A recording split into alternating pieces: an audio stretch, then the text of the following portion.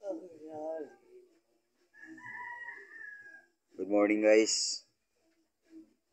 Magandang umaga, maayong buntag, and todos ustedes Chapacano. Buenas aga.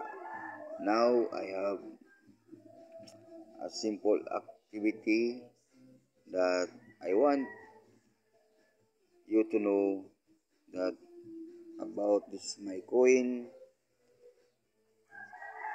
Philippine coin, guys, 10 peso. I will prove to you this is not easy coin. Why? Because very shiny.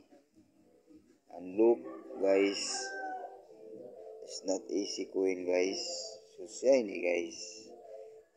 And then at the back of this, and the same also shiny.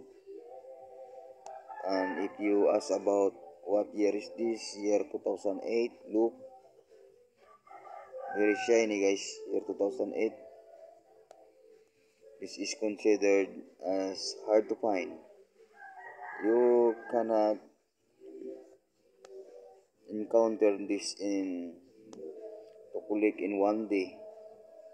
This coin guys, I will encounter this within 1 month. So very hard to find this kind of coin guys. And thank you, and God bless us.